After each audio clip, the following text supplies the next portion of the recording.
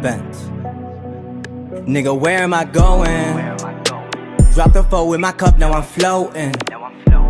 I can't feel a thing, to be real, I just go through the motions. Where am I going? Nigga, I'm in deep like the ocean. I've been in my bag, everybody around me, I'm ghosting. Where am I going? Drop the foe in my cup, now I'm floating. I can't feel a thing, to be real, I just go through the motions. Where am I going? We are going to another episode of HardFoul Radio. This is the show that values time and puts God first. Appreciate however you are watching, however you are listening. We are live on YouTube, Twitch, Twitter, Instagram, TikTok, however you catch us. It is a beautiful Monday, especially if you are someone like me who is a Chiefs hater. It is a super beautiful Monday, but let's get into it. Let's not waste any more time. So I could come in here and I could laugh, which is what a bunch of people are going to do, because unfortunately this is how sports have become. Sports have become, there's so many opinions, there's so many topics that it's basically become a situation of, do I like this? Do I not like this? I'm going to give a take that's based on if I like this or don't like this, and we'll see if I'm proven right. And the only way to truly be proven right is simply, did my opinion turn out to be true? So let's try to be a little more nuanced than this. The people that were sick and tired of the Kansas City Chiefs dynasty, which is understandable, we all were except Chiefs fans, because that's how dynasties work. The one team winning, their fan base loves it, everybody else rejects it. But let's try to use a little bit of analysis, use a little bit of nuance, use a little bit of insight. The reality was, this version of the Kansas City Chiefs was never going to last forever. That's the reality. This version was never going to last forever. Now, are you theoretically always going to be in contention as long as you have Patrick Mahomes? I believe, without a doubt, yes, 1,000%. So this year, even though it's a down year for the Chiefs, it's a down year for the Ravens. The Bills, depending on how you feel, some people might feel it's a down year or not. As long as those guys are there in those situations, you are going to have to respect those teams. That's the reality of it. Look at even a team like the Bengals. Look how much different they are with Burrow, without Burrow. You have an all-time great quarterback. You are going to be in contention in some shape or form. But as I said, the reality is this version of the Kansas City Chiefs never had a chance to last forever. Think about it. It's really more of an homage to how amazing Tom Brady was. And I think despite Brady not being that far removed, we are not understanding how great, or we're misremembering how great his run was. There were multiple versions of that Patriots dynasty. There was multiple. There was the early years with the defense, Teddy Bruschi, Richard Seymour, Ty Law, Deion Branch, the running game, Belichick showing that he was truly the defensive genius that helped the Giants win Super Bowls. There was the explosive offense, Randy Moss, Wes Welker. There was the two tight end set. Then there was Julian Edelman. Think about this. Brady had so many different versions of the Patriots that we forget Gronk was drafted in 2011, and he is probably Tom's most notable connection / pass catcher. So the fact that Gronk is thought of as, oh, that was Brady's guy forever, and he wasn't even drafted until Tom had been in the league for over a decade, shows you just how long and how much Tom had to pivot, switch, adapt. So the idea that, yes, Mahomes came into the league and already had Tyreek Hill, and Travis Kelce was already there, and Andy Reid was already there, and he had this great foundation that he went and maximized the hell out of. Go to 5 Super Bowls, win 3 of them, an all-time run, the greatest way to ever start your career. All that is true and valid. But this version wasn't going to last.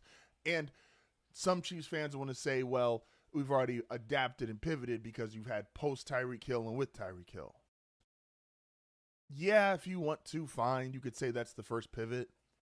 But now this dominant defensive team, which, again, we have to look at the GM, that Brett Veach has gotten a lot of love and he's made a lot of great draft picks. But some of those draft picks notice they don't look as great when Chris Jones isn't as dominant.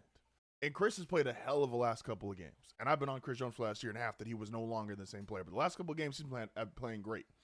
But Karlaftis doesn't look as great when Chris Jones isn't dominating the same way. McDuffie, I know he got hurt in the game last night, but he hasn't been playing the same level as when Chris Jones is dominant. Some of these guys, they are not playing at the same level as they once were because Chris Jones, who in his prime was competing with Aaron Donald for best defensive tackle in the sport, he's just no longer that guy.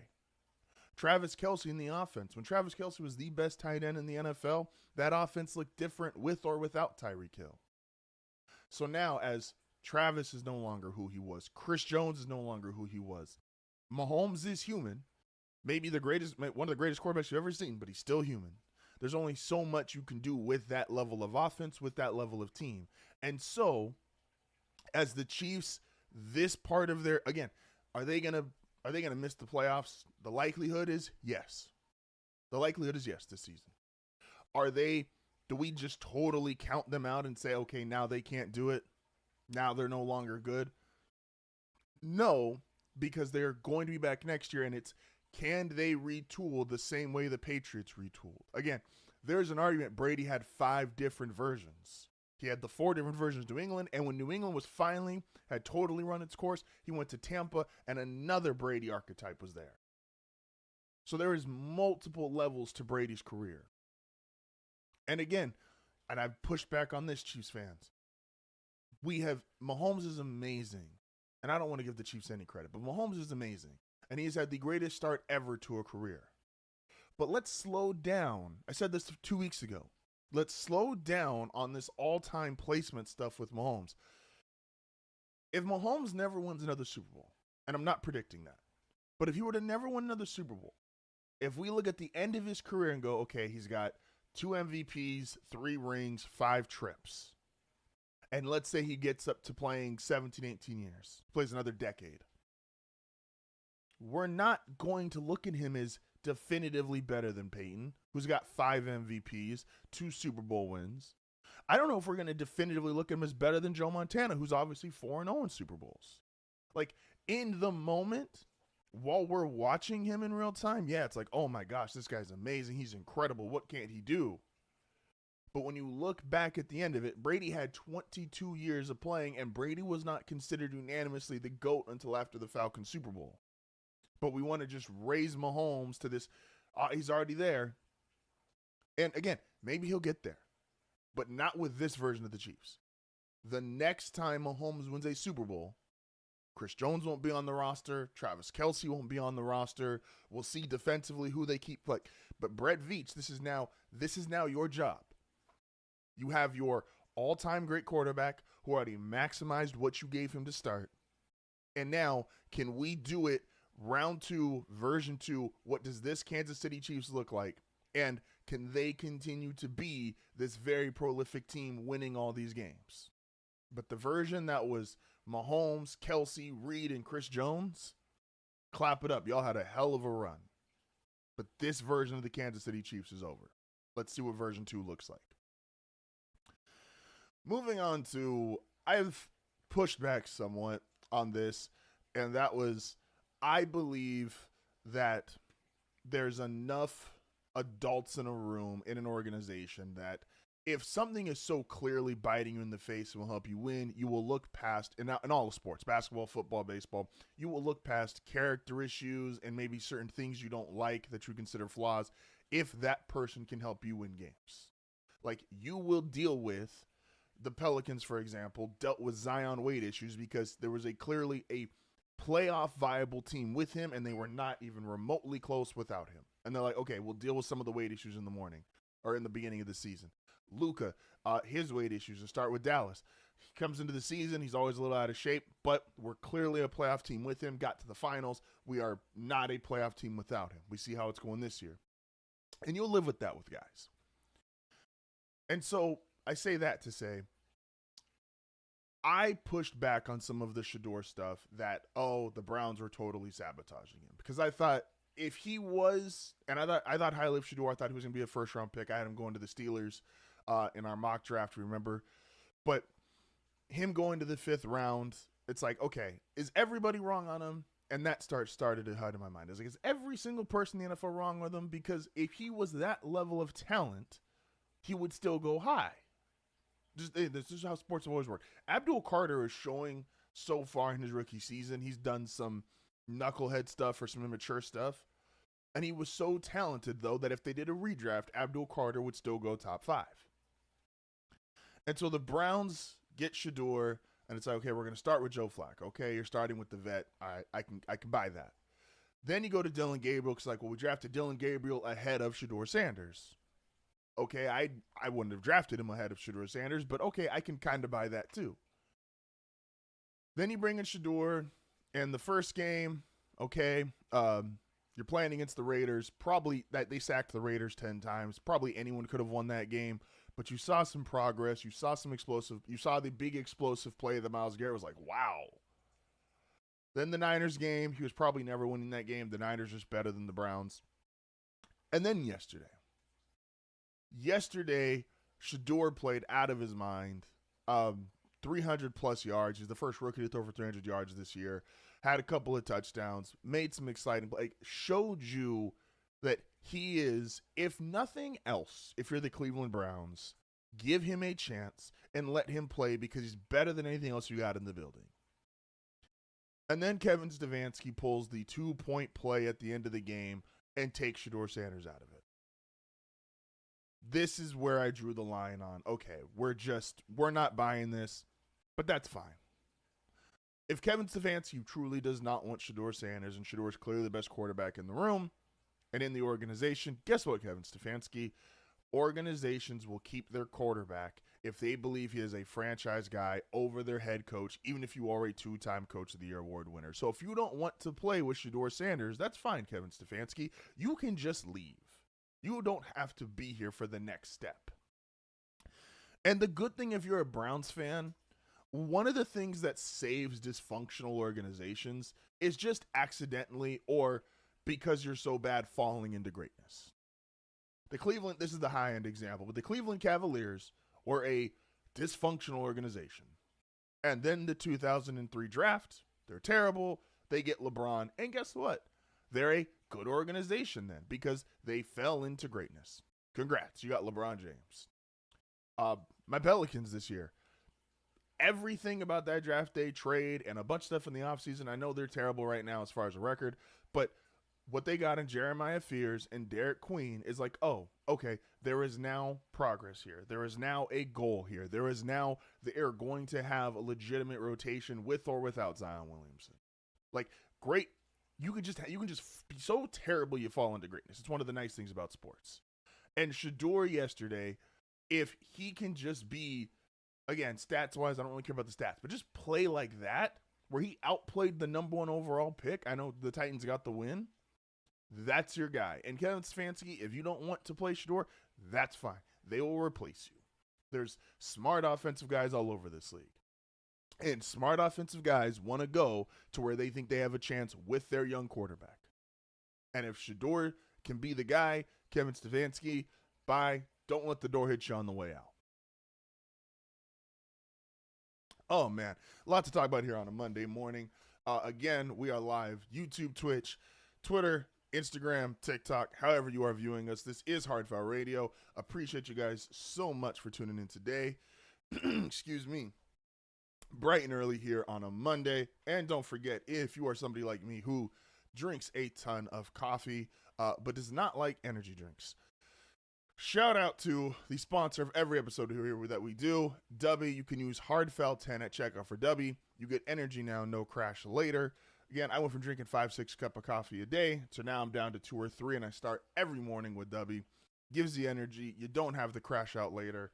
Fantastic. Use HardFoul 10 at checkout. This is HardFoul Radio. Back momentarily.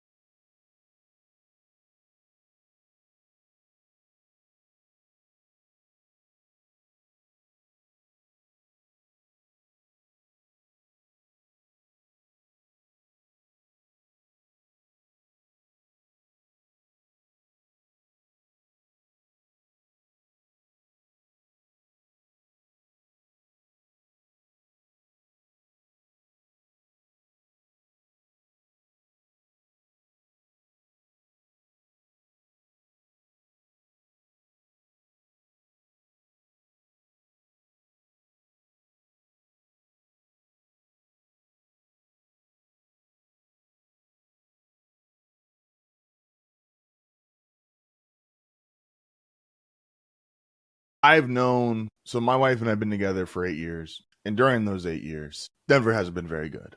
The majority of them. She's watched me watch multiple games and go, oh, are they winning? And I have to look at her and go, no. 2 years ago, after I was excited as hell, 3 years ago, I was excited as hell for Russell Wilson. And she knew who Russell Wilson was because of his relationship. And she's like, oh, you have Russ. Like, I know him. He's supposed to be really good. I'm like, yeah, I'm really hyped for the season. It's going to be great. Watch that Monday Night Football against Seattle. Wasn't so great. Continue to watch some games. Watch that Charge against Monday Night Football. Wasn't so great. And then she looks up in a couple weeks. She goes, well, how are they doing? Not so great.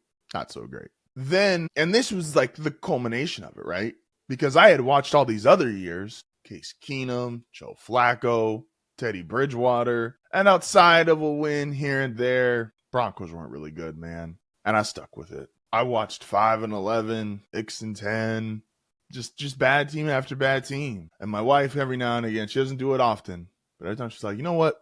I'm going to watch the whole game with you. The game she watched, the Denver Broncos at the Miami Dolphins. They gave up 70. Real. Oops, bad game. 70 points, never forget.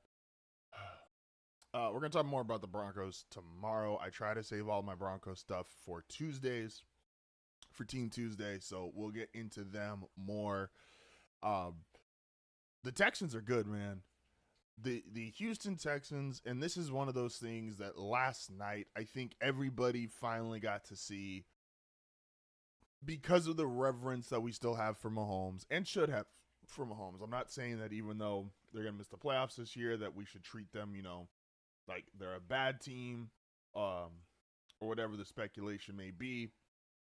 But last night, I think people got reminded of what a good defensive game can look like. I think we've gone a little too far on the whole, well, if these teams don't score a bunch of points, it's a bad game. That's just not true. Just not true. I watched a bunch of Steelers-Ravens games as a kid that were fantastic. And I watched Steelers-Jets when they had Mark Sanchez and Darrelle Revis and that team. Like historically great teams defensively throughout the years. And it's like they don't play super high-scoring games. And there's a difference of guys just missing all the time. Like the Vikings offense with JJ for the most part has been like they're missing guys. And it's like, okay, well, that's not fun to watch. But actual great defensive gameplay, guys getting hit, guys being physical, a 10-10 game has merits to being exciting, interesting, fun. Like not every game needs to be quarterbacks just light it up. Just light it up. And so last night, again, sometimes you need if Denver has a low-scoring game because most people don't like Bo Nix or don't think Bo Nix is a good quarterback, it's tough to say, okay, that was a good defensive effort. Versus when Kansas City and Mahomes, or if the Bengals and Bills, because we know Burrow and Josh Allen, like if they have a game like that, then, it's like, oh, this is a good defensive game. And like I said, that has its own merits. It has its own excitement. Yeah. And you get games like that last night. And I said, the Texans are truly, now I still have, where I have issues with the Texans is I still think their offensive line is not fixed. I know it's been playing better, but you saw last night, and Chris Jones, maybe call it last legs of a superstar, because he was trying his ass off to not lose that game, and he played a hell of a game. But he was just throwing guys. It looked like some plays Chris Jones wasn't even blocked. Like he was in the backfield so fast. And so I still have worries about the offensive line, which is why if I'm looking at the AFC playoff picture now, yeah, you can hold out hope that if Lamar gets it, I don't think Patrick get in now, but if Lamar gets into the playoffs, or if Josh Allen, the Bills are in the playoffs, they could technically go nuclear and just have one of those games and that beats a team. But I think the reality in the AFC right now, with the Colts who are slipping and Daniel Jones is now going to be out for the rest of the season, you have the Jaguars, who I just don't trust them, man. I just don't trust them. The Steelers, I don't trust. I think the AFC we're back to 2015, man. It's the Broncos or the Patriots. And again, I'm not going to talk too much Broncos right now. I'm going to save them for tomorrow.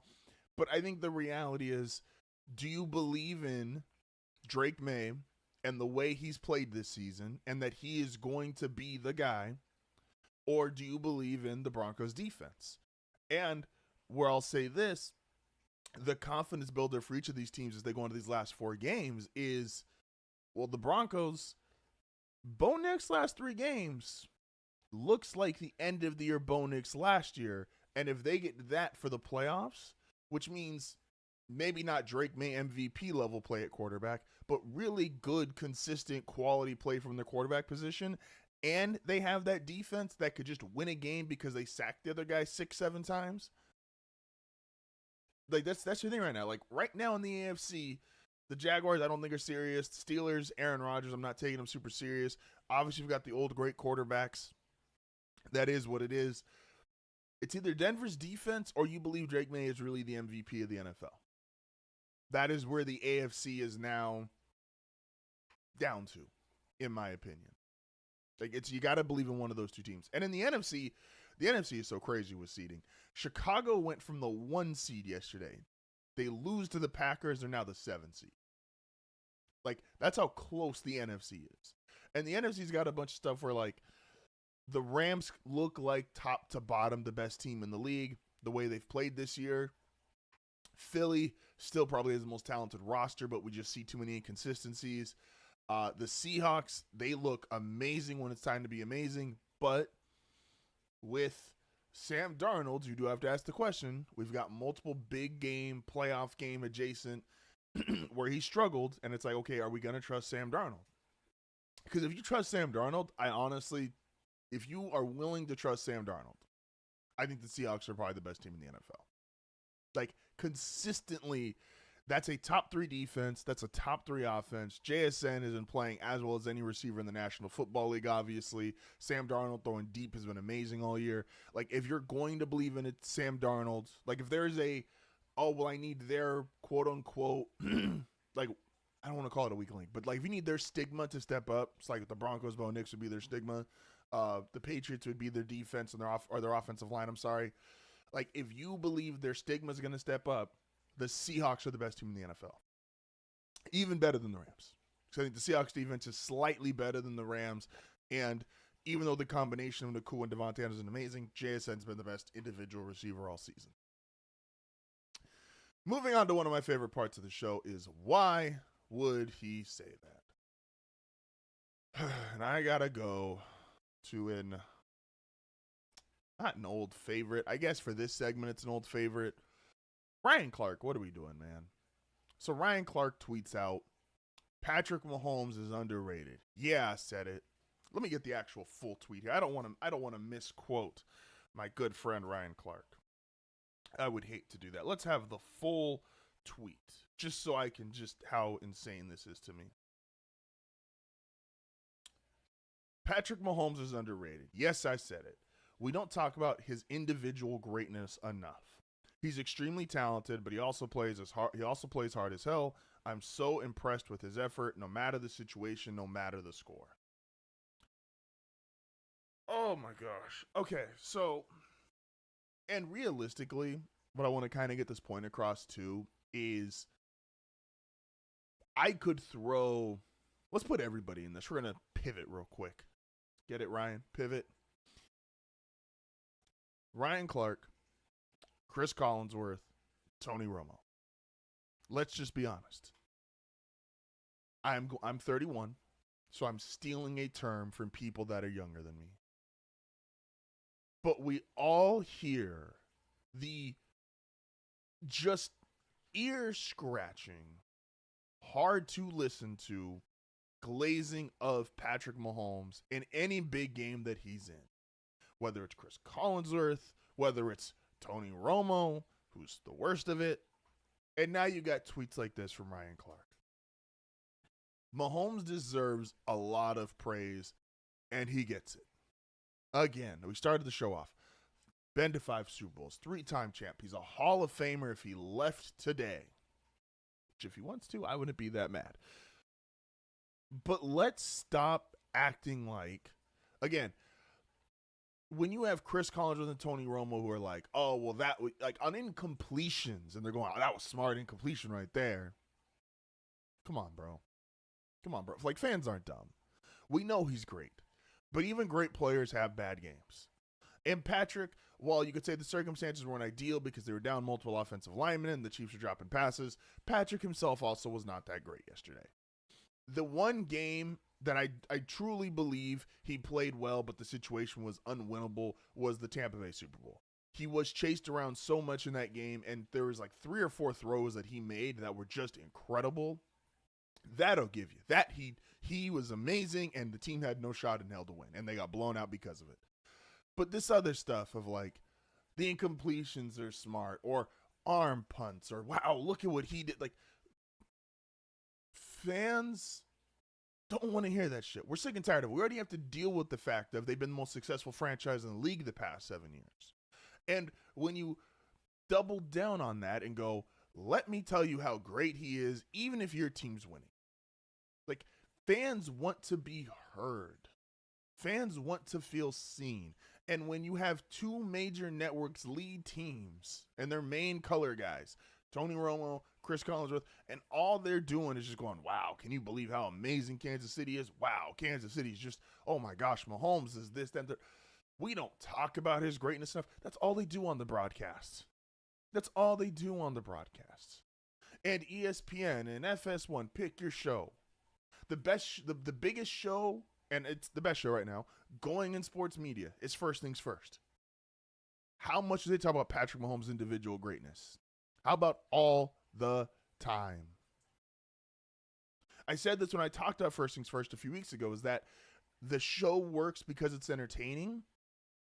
But if you're not a fan of the Chiefs or the Ravens or the Patriots or the Packers or like now the Browns, like or the Cowboys, there's only a handful of teams they're talking about on a week-to-week basis, and now the Bears too, because they have Danny Parkins there.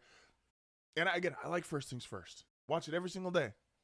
But if you're not a fan of one of those teams, the reality is your team's not going to be discussed no matter what you're doing. They're not really having Panther segments, and the Panthers having their best season since the Cam Newton years.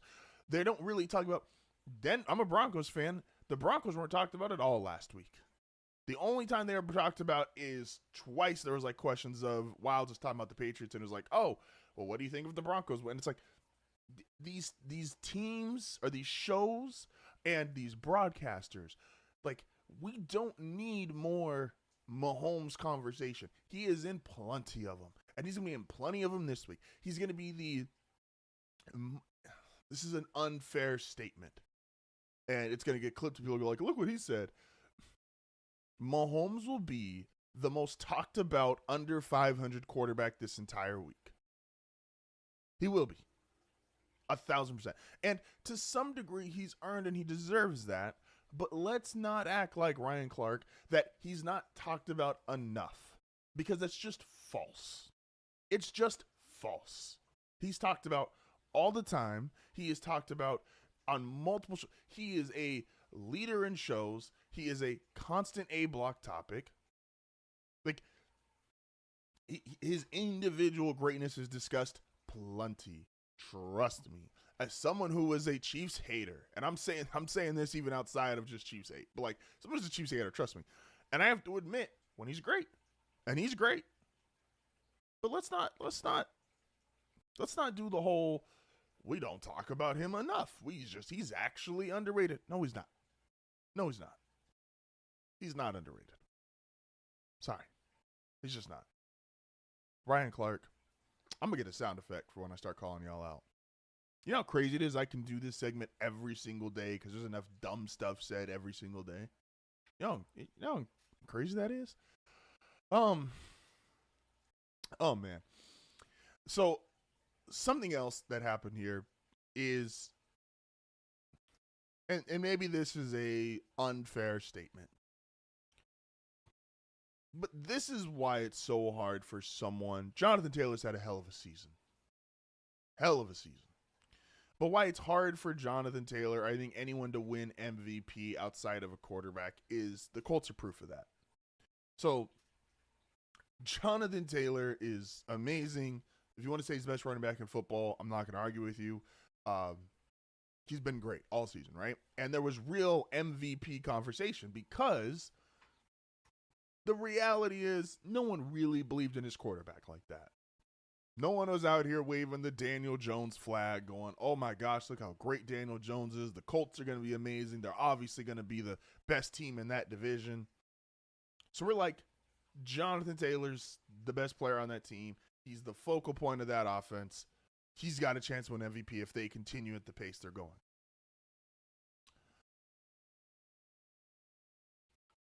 Daniel Jones, who is let's call it a mid-tier quarterback. He's having a great season, but he's a mid-tier quarterback. I think that's the best we can go, considering how bad he was in New York versus how great he's been in Indianapolis. Mid-tier quarterback, right? Average it out. Who still thinks the Colts, who are now a wild card team, have a chance to still make the playoffs? Or is the prevailing opinion probably going to slide out? And it's unfortunate because of how great of a start they got off to. But the reality for the Indianapolis Colts is going to be, hey, great start to your season, fun story, but this is a free slide waiting to happen because you're now going to whoever you go to a quarterback. We'll see if Anthony Richardson magically gets healthy. I know they have the Riley out of Duke. Like but most people it's like the Colts season is over. Jonathan Taylor's still playing.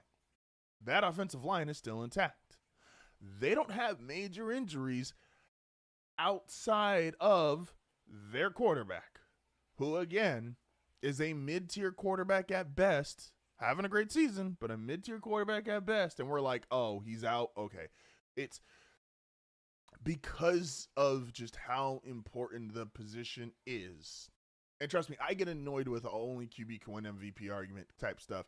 It is annoying. But the Colts are proof that, like, it does matter, because if you don't have at least competency at quarterback, your entire offense doesn't work.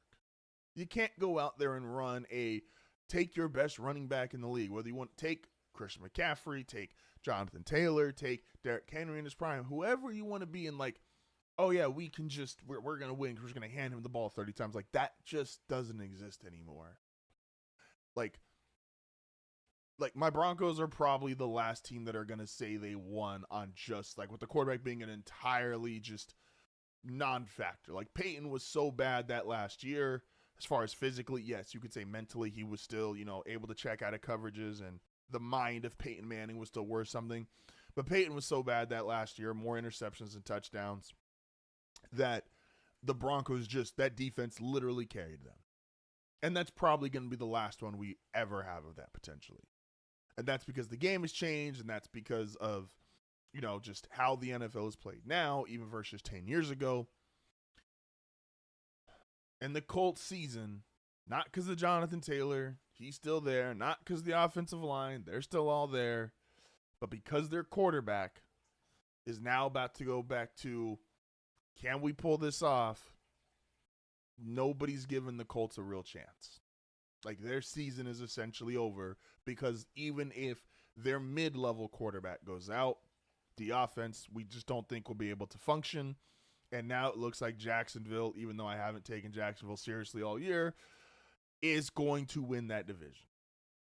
And that's why quarterbacks win MVPs all the time. It's a tough world, man. It's tough. This is HardFoul Radio. We'll be back momentarily.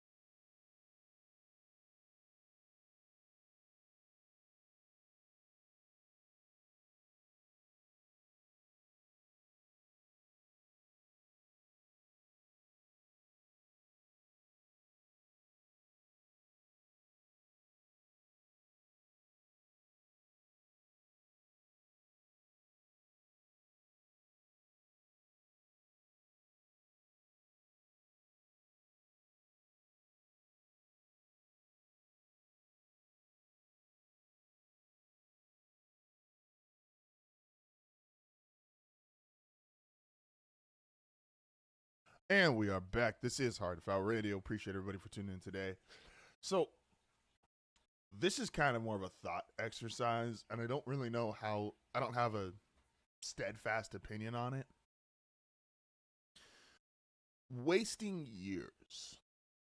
Like, what is defined as a wasted year in the NFL? So, a lot of times, like right now, the wasted years, I've seen people saying, like, oh, the Chiefs wasted a Mahomes year, or the Bengals wasted Burrow years, or, you know, and I'm always curious if this is just a new age fan thing, or if people truly feel like, oh, this is outright a wasted year. And what I mean by that is, again, my age, I'm 31. I watched Peyton Manning year after year after year win 11, 12 games, really 12 games a year, win his division every year, and the Colts didn't win titles. They won the one Super Bowl, lost another, and then obviously went to Denver, went 1-1. Was every year wasted? Like, I'm just curious, was Tom wasted in the, as miraculous as it was, he played 22 years. In the 12 years he didn't make a Super Bowl, like, were those wasted years? I don't know. I don't have some super steadfast opinion on this. I think you can, if you multiple year after year after year, and it feels like you're just not putting the guys around them. Like Cincinnati, I think you have an argument because their defense is so bad what they field on a weekly basis. I'm more inclined to say a team like Cincinnati is wasting Joe Burrow. But Joe was also a part of the roster construction because he really wanted his two receivers. He wanted T. Higgins and he wanted Jamar Chase.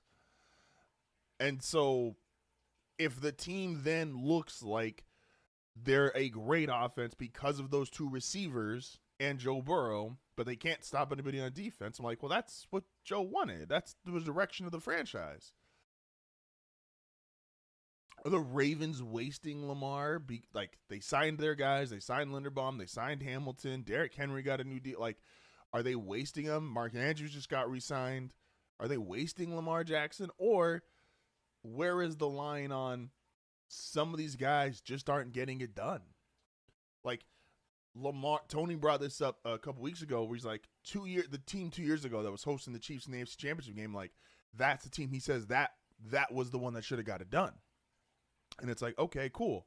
So then if that team doesn't get it done, the trickle-down effect is because you didn't win the title that year, means maybe you don't win the title in the next few years. And again, as everybody becomes more expensive, you got to pay more guys age out of their prime. You know, your GM doesn't hit on every single draft pick. Are we wasting, like, I'm just curious what waste is. To me, if you foundationally have the right pieces, like, this is why I couldn't say the Chiefs, for example, are wasting Mahomes. If you fundamentally have the right pieces, and the Chiefs do, you have the right head coach, you got the right GM, and obviously Mahomes the quarterback, you're going to have to retool.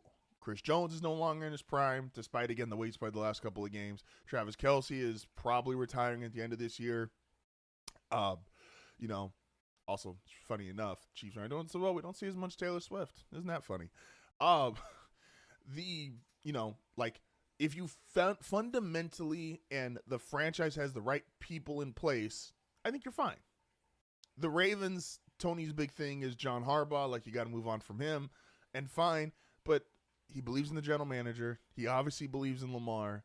So the only thing that you can do is maybe switch out the head coach. But if you get a head coach that you believe in, and you have, again, the right general manager, and you got your quarterback, are you worried? I know a lot of Charger fans, because of where I live.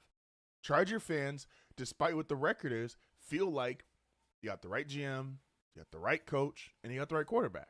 You're not wasting Herbert years. Some of these guys just don't get it done.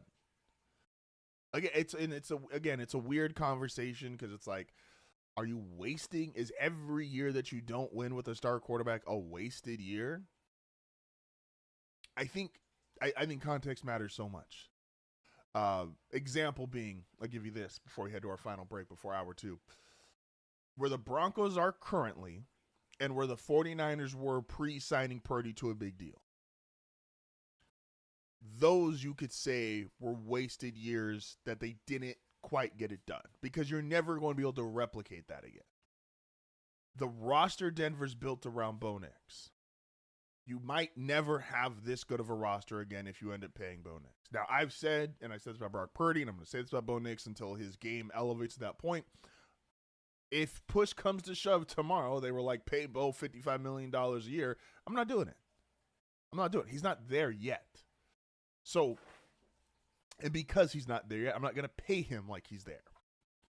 I would rather have what Denver currently has, which is an incredible roster and a quarterback on a rookie deal. And the Niners, when they had Purdy, and I said draft another quarterback because you had so many guys. You had Fred Warner, Nick Bosa, Hufanga, Greenlaw. Obviously now they're on to Denver, but like you had so many guys where I'm like, oh, you have a super team outside of your quarterback is not a superstar, but he's good enough to get you there with all these other players. And that is a different situation because it's not so much wasted, but you're never going to get that time back. Like, this is a great year. This year and next year is a Super Bowl window for the Broncos. The same way the Niners had their 3-year run. They had some injuries in there, but they had their 3-year run of let's get a Super Bowl because we're not paying Purdy anything. And once you pay the quarterback, you're never going to have teams this good again. I don't know. I'm weird when it comes to wasted years. I don't fully buy into the as much as everybody else. Oh, you wasted this year. You're wasting this guy's career. I just don't buy that. I don't know. I just don't buy that the same way everybody else does. Hour 2, hard left, hard right coming up. This is HardFoul Radio.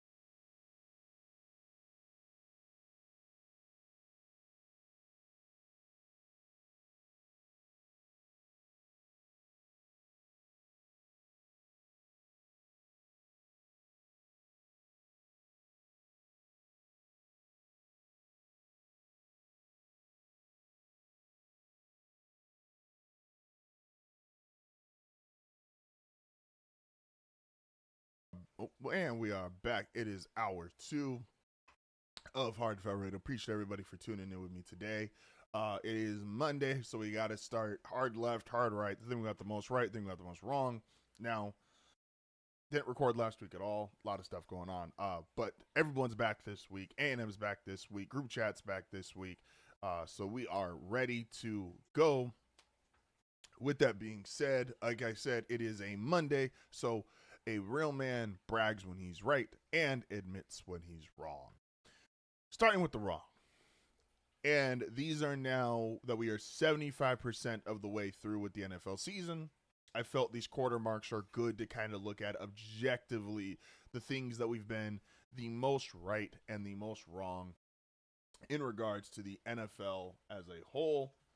And starting with my hard left, and it's got to be the team that I was at this point the most wrong about. And that would be the Baltimore Ravens. I just didn't think yesterday could happen. And now they might still win the division, and I still don't really trust the Steelers, and this is the problem, is I don't really trust the Steelers or the Jaguars, so it makes the playoffs really weird. But I just didn't think yesterday could happen. Losing the game in that fashion, Lamar continuing to struggle. I have, throughout my power rankings the entirety of the NFL season, even when they were 1-5, I was like, okay, when Lamar gets back, they got a bunch of winnable games. They're going to win the division. There's no way they don't win the AFC North. They're better than the Steelers. They just are. I knew it in my heart, my soul. I said I was going to be the last person to give up on them. Well, I might be giving up soon. I did yesterday. Very few results just outright shock me.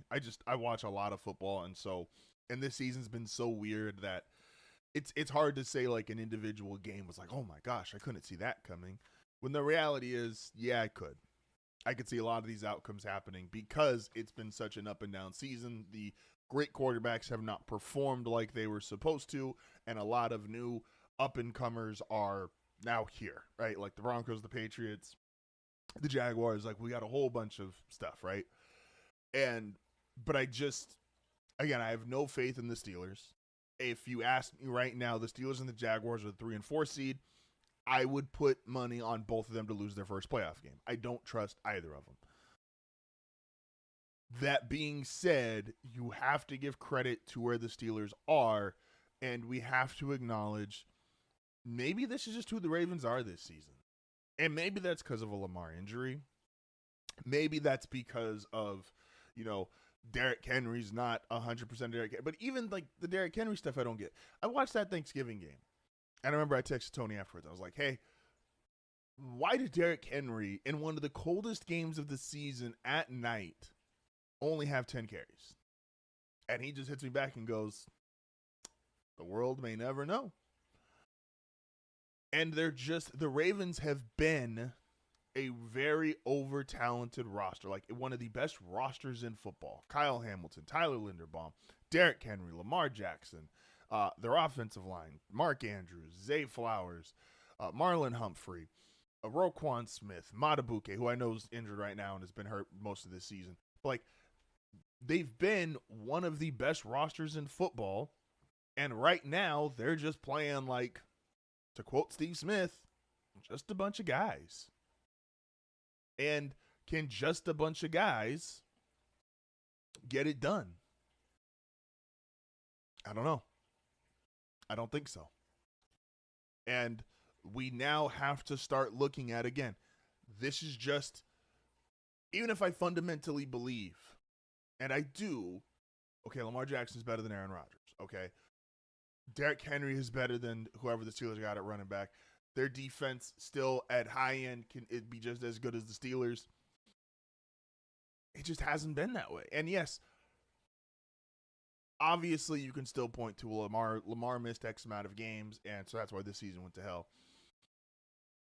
The season was already kind of going to hell when Lamar was there. And while he came back against the Dolphins and he looked great, he has not looked great since then. And the offense looks broken, and he's just not making like Josh Allen and Joe Burrow yesterday were just making superhuman plays. I know Joe Burrow got picked off twice, and they were weird interceptions because they got deflected. And the one he tried to throw over a guy got picked. The other was deflected, picked off. But they were just making throws. Like Josh Allen, the one throw, go see it. It's been trending on Twitter. Was just incredible. Like just throw on the Superman cape and do something amazing. And Lamar, when healthy and playing as he can, absolutely can deliver that. But the reality is he just hasn't been. And so as we look at the Baltimore Ravens currently, I think we just got to admit, like, they're just an average or below average team. Like, is the talent there? Absolutely. But if this is how the 2025 version of the Ravens are going to play, this is how the 2025 version of Lamar Jackson is going to play, we got to be honest about it. Right? Like, They have not, and I've defended the Ravens, and I'm as big a Lamar fan as you can be without being a fan of the franchise itself. They have not been the team that I and many others just assumed they would be. Now, are they still potentially going to make the playoffs? Yes, because they're only a game behind the Steelers. But losing that game the way they did, it was just like, I did not, that was one of the most shocking results of the season to me. I just did not think they could lose that game. And so I just, 3/4 of the way through the season, I just kind of got to put my hands up and go, I was wrong on the Ravens. And I don't think that even if they get into the playoffs and make like a quote-unquote mini run, win a playoff game, I don't know if that's going to necessarily fix the situation because we talked about this last hour, wasting years. And that I might have a weird opinion on, but the reality is the expectation when you have Lamar Jackson, when you have Josh Allen, when you have Joe Burrow, when you have Patrick Mahomes, the expectation is we should be competing for a Super Bowl. And to not be competing for a Super Bowl this year feels like it's rough right now in Baltimore. And as someone who's been riding with them and supporting them and being like, this is obviously they're going to win the division. They're obviously the best team in the AFC North. 3/4 of the way through the season, I've just been wrong. Simple as that. Moving on to Hard Right, and I said I was saving a lot of stuff for the Broncos for tomorrow for Team Tuesday, and I mean that. But as we've done all these quarterly check-ins, I do not forget, and I remember getting killed by some people even on this network. I said the Broncos are going to win 13 games. And I laid out my reasoning. I went game by game, laid out the schedule, and everybody said, you're dumb. You don't know what you're doing. Bo Nix is your quarterback. What can you possibly hope to do? But with 4 games left to go, 3 of the 4 at home against a Chiefs team who is under 500, against a Packers team who I know they just had a great win against the Bears, but I feel good about that, and the Packers historically always don't play well in Denver. 4 games to go, already have 11 wins. A 13-win prediction looking pretty good. And what did I say going into this season? Because I never once brought up Bo Nix and said, oh yeah, Bo's going to take that next step and he's going to be the guy and it's just going to be amazing and we're going to win because of it. No. The offensive line, excuse me, which I said was going to be one of the best in the league. I said only behind potentially Detroit and Philadelphia. I think they've outplayed both of those offensive lines. Now, the Colts offensive line has also been great this season. But, like, Garrett Bowles gave up his first sack yesterday of the season. Game 13 gave up his first sack. The offensive line has been amazing. The running game with obviously JK being hurt has been unfortunate. But R.J. Harvey showed yesterday that he's going to be able to pick up the slack. Jake obviously provided a great running game, a very consistent running game. The first 3/4 or the first a little over halfway of the season before his injury. The defense, which I said has a chance to be one of the best, if not the best in the NFL. It's either them or Houston, in my opinion. Seattle, I think, is definitively third when the Seattle's defense is great. Denver's ability to get impact plays, though, getting all the sacks, 55 sacks now on the season. They're off pace, I think, for the record, but they still have a chance for it. So, like, the defense having the impact plays, the offensive line. I said the receivers are better than what people expect. Court's had a good year. Patrick Bryant and Troy Franklin have been better in year 2. And now, so all those things I was right about. And that's why I thought this team could be 13 wins. And the only real pushback was just your quarterback's not good enough to win 13 games. Well, quarterback's on a 10-game win streak. And if Denver finishes, which I think is a realistic opportunity, and I know everyone's going to look at their last 4 games and go, okay, well, you got the Packers, that's a tough game. You got the Chargers, okay, that's a tough game. You got the Chiefs, okay, that's a tough game. The Chiefs just are dead ass might be out of it. And not that Mahomes would give up a game, but just dead ass out of it. The Chargers, I don't think the Chargers are going to sweep the Broncos, so I think they get that one. The Packers don't historically play well in Green Bay. I think Denver gets that one. The Jaguars, I just don't trust at all. Like, I got to sneeze.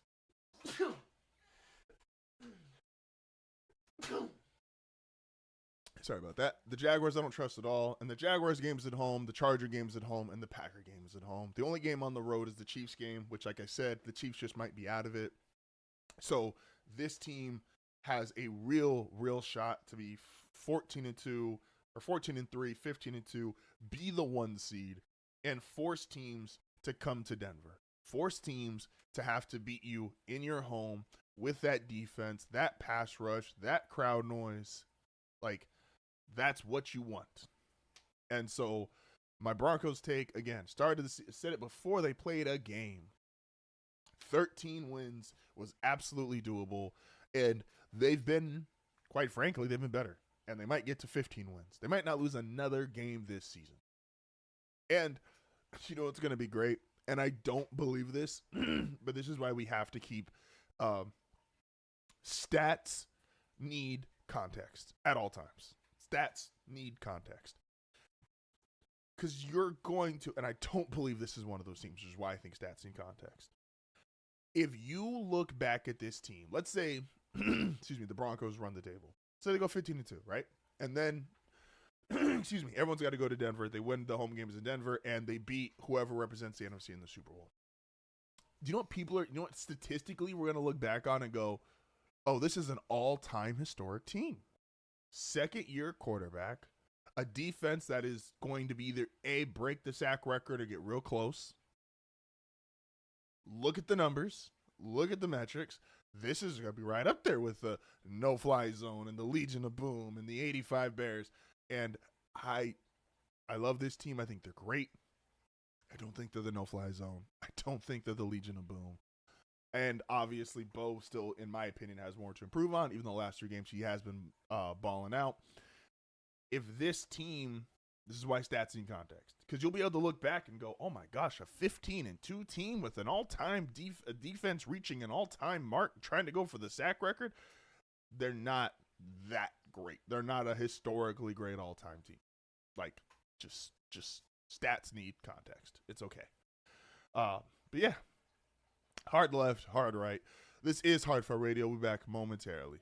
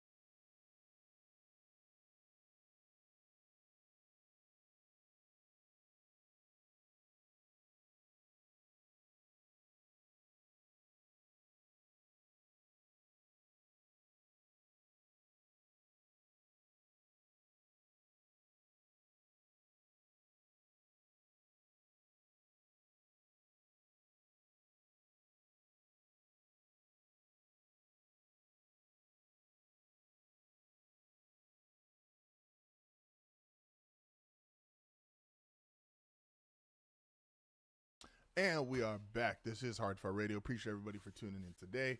So, excuse me. What we gotta look at right now, it's a Monday, and Monday is normally one of those days nobody likes going to work. You just don't like going to work, man. You wake up, you're like, another week. You're kind of sitting there, you're like,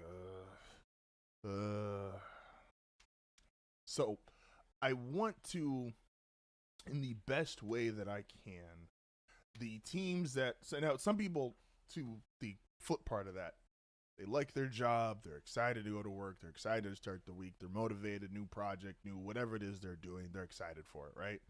And so, shout out to those people that are excited for it. The teams that are most excited to go to work and the teams that are least excited to go to work. So, let's start with the teams that are most excited to work. Now, on Monday in the NFL, how most teams do it is, and Monday's a film day. You get some recovery because you just spent 3 hours getting hit, knocked around. So Monday's a film day. Give your time to recover. So these are 5-5. If we get to full 5, yeah, we'll be able to get to the full 5.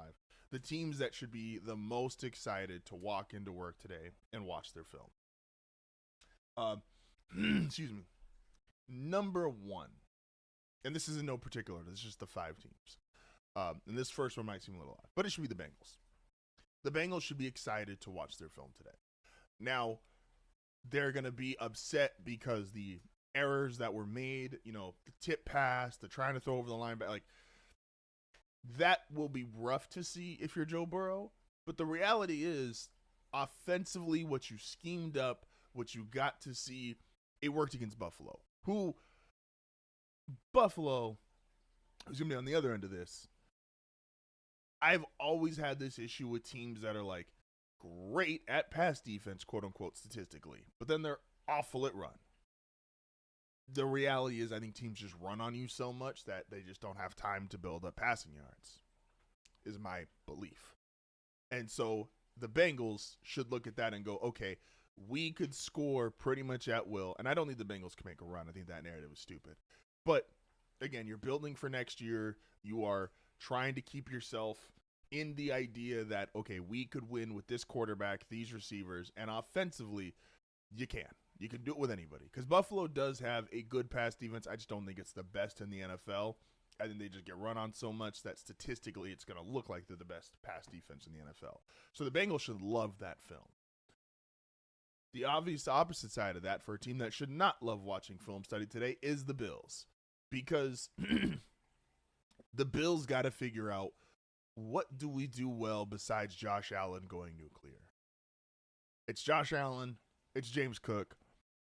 Man, what else? Like, be for real. Like, what are the Bills? The Bills in name are still a great team. And because they have Josh Allen, you're not going to totally write them off. But what are they doing besides, excuse me, what are they doing besides just Josh Allen being great? And again, yesterday was a bad defensive game plan because Joe Burrow was throwing the ball all over them. Joe Burrow was throwing the ball. Chase, Higgins pretty much got anything they wanted in the snow, which should be a little tougher to be able to be like a prolific pass offense. And the Bengals, it felt like they moved the ball up and down. And so the Bills, if you walk in today, should not love film study. The second team that should love film study is the Pittsburgh Steelers. Hey, look, we have a blueprint on how to win. We know schematically what we need to do, which is the thing that everybody is going to go, oh, this team's schematic. The Steelers feel schematically like they are 10 years, 15, 20 years behind. But yesterday, they had a good flow to their offense. Aaron Rodgers got out the pocket. The offense didn't look nearly as stagnant against the Ravens as it has in previous weeks. And that is film that you can build on and go, hey, look, this is what we want to show. This is what we want to put on film. And if you're somebody like DK Metcalf, special shout out to him, who I saw the clip on Twitter, on a special teams play, when you're the highest paid receiver on the team, and I think the highest paid offensive player on the team, and you are busting your ass like that on a punt return, going against two guys, that's a great play. That's a great play. So shout out to DK. He should be really excited about that. Shout out to the Steelers, what they were able to do. They should feel really good about what they put on film today. And obviously, again, the inverse of that, a team that should not like it, is the Ravens, especially the offensive line. The offensive line did not play well yesterday. Lamar was chirping at him and really just barking at him on the sideline in multiple moments yesterday during yesterday's game. When you have, and I'm not saying offensive line is an easy job because it's obviously not, and I would never want to play offensive line, and I'm not the level of athlete and all that other stuff. But you do feel like it's a little easier when you have the most elusive quarterback of all time and Derrick Henry, the freight train behind you. Like, if anybody was going to make offensive line look okay, or anybody was going to make offensive line, you know, like if there was ever like an assist on how to play offensive line or how to make offensive line look better, a good starting point's Lamar Jackson and Derrick Henry. Just saying. It's a good starting point. So the Ravens are not going to love what they put on film today. Another team that should love what they put on film, at least on one side of the ball, Houston Texans. Defensively, they should love what they put on film last night. Another, hey, we can do this to anybody. We are that great of a defense. You are not scoring on us. We held, I get it, there was drops, there was picks, but what the Texans force you to do and why you get some of these interceptions, even if you want to say they're tipped passes, they force you to go play after play after play, and because they can get pressure, they play like the difference in Houston and Denver is Denver plays a lot of rush, but man, Houston plays a lot of rush, but zone. And so they're just telling you, hey, we don't think you can consistently do this, and our guys are going to beat you more often than not. And so with that philosophy, that can shut down any high explosive offense, and they should love what they put on film yesterday. Then again, we got the inverse, the Chiefs. What do you have to put on film besides maybe exactly Chris Jones? Like what do you love that you put on film for Andy Reid, the great play designer? Like what was that tickling tonsils playbook? If you don't get the reference, Andy Reid had a really weird press conference. We said the Chiefs were going to tickle your tonsils every play.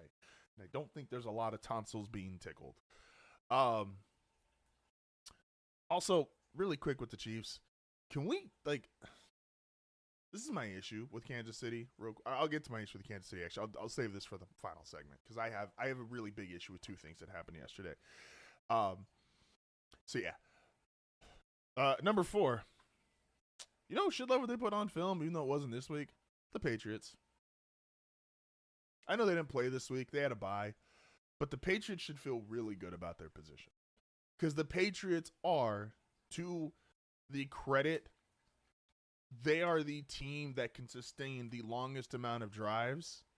And they're not beating themselves the same way I just said Houston forces you, and Denver will also like, hey, can you beat us play after play after play? And we can be super aggressive with our rush, and then again, man versus zone. New England's probably the only team that feels like them and the Rams, just in terms of how their quarterbacks are playing, that, yeah, we could have a 13, 14 play long drive against your defense, and our guys just not going to make the mistake. And so the Patriots should feel great about that. Again, they didn't put anything on film yesterday, but because of what they've done throughout the season, should feel fantastic about that. The Bears. So I like Chicago. I picked the Bears to make the playoffs. Obviously now they're the 7th seed, and it's so crazy like how the seeding is right now because they're the 7th seed. They were the 1 seed last week. They're the 7th seed this week. They can be out of the playoffs after this next week. Caleb has to put better consistent film. Like, and I'm not trying to rip him. I'm not trying to say do comparisons, but it does live in my head that I know if a certain quarterback had his numbers and looked like him most of the game, which on the weeks he has, he gets killed for and is like, oh, well, they won the game. But, like, are we just not allowed to say that about Caleb? Like, are we just not allowed to say Caleb needs to be better and be more consistent? Like, he needs to put better film on display for, like, the Bears to be a more prolific offense because they can run the ball.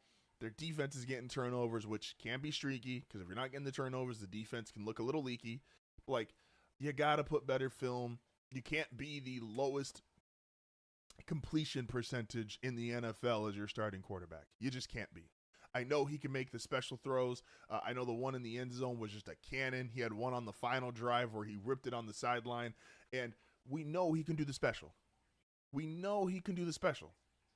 But what is he doing outside of special that's, going to make us go, oh, yeah, he's obviously the guy. He is. Do you see him? Like, look at what he's doing right now. And so we need more from Caleb.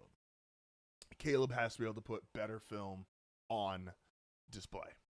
He just does. The last team here for best film put out, the Rams are really good, man. The Rams are really, really, really good.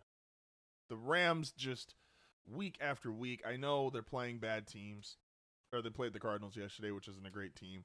But what they do on a week in, week out basis, and again, they needed to have a bounce back because they've losing to Carolina. And it was the perfect kind of bounce back. A game nobody was really watching.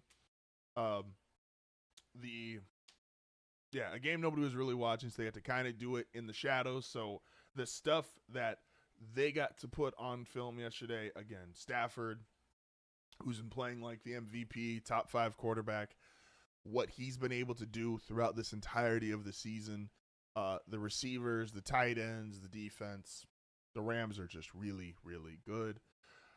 And sorry, Dre, I got to throw the Bucs on here, man. The Bucs, Baker's struggling, the offense is struggling. Carolina's now tied with them as far as record. You got out to a 6-2 start. You're now 7-6. It's rough out here, man. It's just rough out here.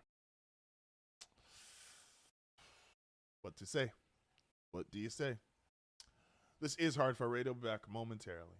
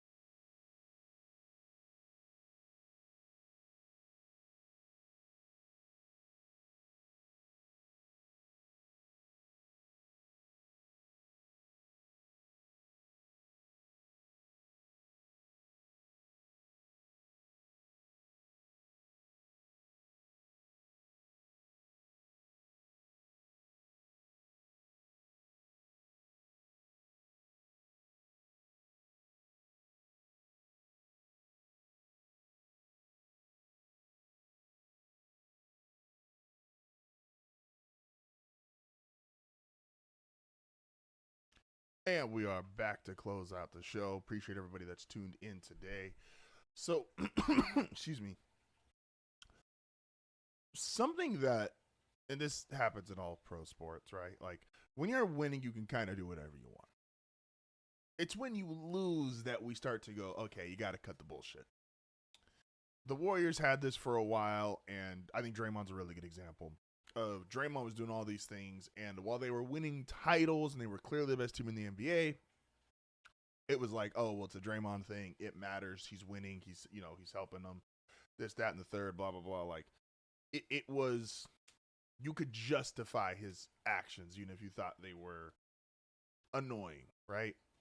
Then they don't win as much, and it's like, okay, now you're punching teammates, you're getting a little out there, like you're doing a lot.